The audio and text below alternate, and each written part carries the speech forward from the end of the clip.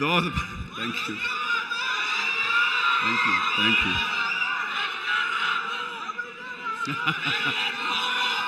Yes, ఇందాక నుంచి చాలా చెప్తూ నా అచీవ్మెంట్స్ గురించి చెప్పాను. Pawan Kalyan is my achievement, Ram Charan is my achievement, నా ఫ్యామిలీలో ఉన్న అందరు బిడ్డలు అందరూ కూడా నా అచీవ్మెంట్. వీళ్ళందరూ చూస్తుంటే ఇది కదా నేను సాధించానని. మొన్న పవన్ కళ్యాణ్ ఇంటికి వచ్చినప్పుడు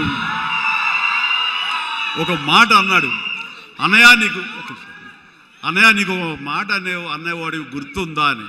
ఏమన్నానరా, మన ఇంట్లో ఇంతమంది మీరందరూ ఉన్నందుకు, నాకు ఈ అవకాశం భగవంతుడు ఇచ్చినందుకు ఇది నాతో ఆగిపోకూడదు.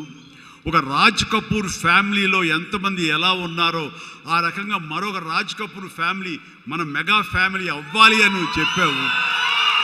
ఈ రోజున చూస్తుంటే తలుచుకుంటే నీ మాట ప్రభావం, నీ మాట మంత్రంగా ఈరోజు పనిచేసి మన ఫ్యామిలీలో ఇంతమంది 90 ఉన్నావు, 10 మంది దాకా ఉన్నావు అంటే కనుక నీ మాట పవర్. ఎందుకంటే నువ్వు చాలా నిష్కల్మషంగా అంటావు, అనేదో కన్విక్షన్తో అంటావు, అందులో ఎలాంటి పొల్యూషన్ ఉండదు కాబట్టి దానికి బలం ఎక్కువ అన్నయ్య. మంచి మనసుతో అంటావు, పాజిటివ్తో అంటావు అని కళ్యాణ్ బాబు అంటే అవును కదా అనుకున్నాను.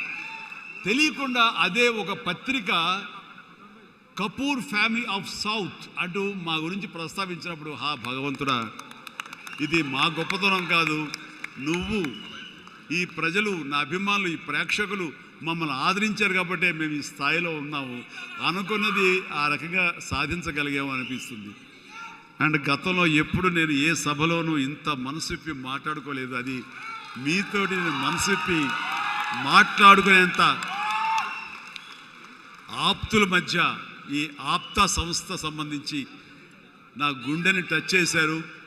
అందుకనే లోపల నుంచి అది తన్నుకు వచ్చింది కాబట్టి మనస్ఫూర్తిగా నా కుటుంబ సభ్యులతోటి, నా వాళ్ళతోటి నేను మాట్లాడుతున్నట్టుగా అనిపిస్తుంది.